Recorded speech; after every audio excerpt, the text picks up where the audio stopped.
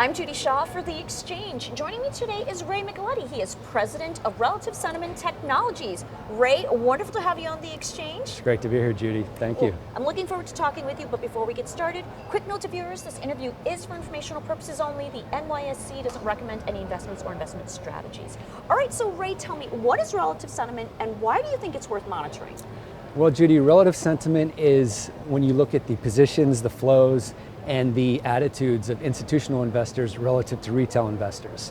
And the reason we do this is because there's a long record in the financial literature that shows that institutions tend to have better outcomes in the financial markets than retail traders. So if you can quantify how institutions are leaning relative to retail traders, are they more bullish or more bearish, that tends to give you some insight into the intermediate term direction that the market might move in.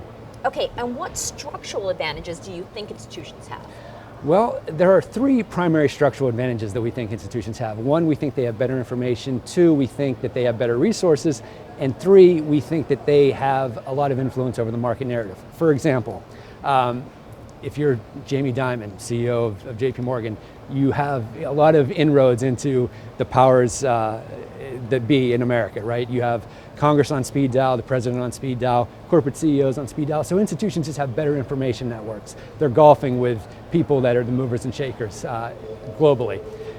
Secondly, every year institutions hire armies of new MBAs, new CFAs, new PhDs. So they have all this human capital that they throw at the problem of discerning whether or not the economy is growing, whether or not corporate earnings are growing.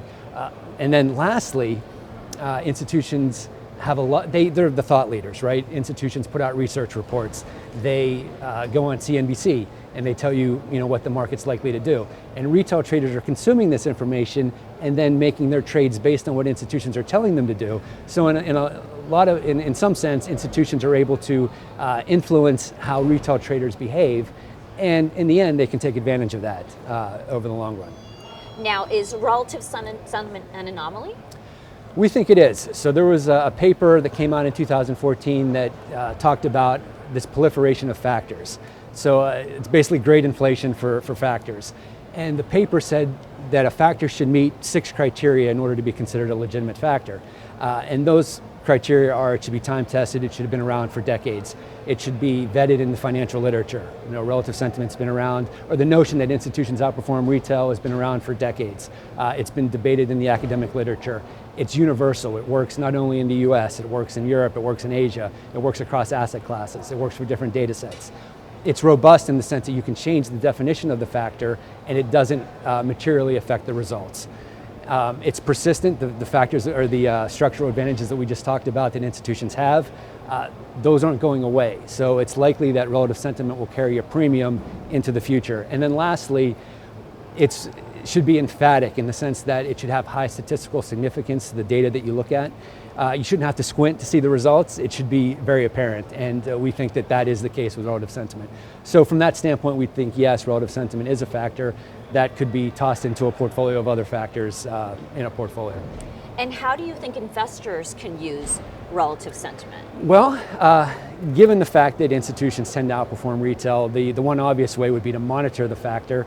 And when institutions are leaning more bullish than retail traders, take more equity exposure.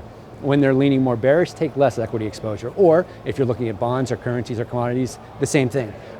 Essentially, tilt your portfolio in the direction that institutions are tilting their portfolios. All right, and how do you think it can be deployed in an investor's portfolio? Sure. So we have an ETF. It's called Mood, M-O-O-D for sentiment. And it pairs well with different factors. For example, it pairs well with trend following strategies. Trend following tends to buy as the market's going up and sell as the market's going down, whereas relative sentiment, because it's doing what institutions are doing, institutions tend to buy when the market's going down and sell when the market's going up. So it's a natural complement to trend following. It also fits well with value and momentum. If you are someone who's a passive indexer, so a boglehead, where you just want to buy your SPY or what have you, this could be a satellite in a core portfolio where you're holding it passively. We do all the adjustments to the allocations under the hood in a tax efficient way, and you could just be hands off and hold it passively. And then lastly, some investors, they dedicate some of their portfolio to alternatives, and so this could fit into an alternative sleeve in an investor's portfolio. All right, Ray, great to talk with you. Thanks for joining me on The Exchange. Thank you, Judy. It was a pleasure.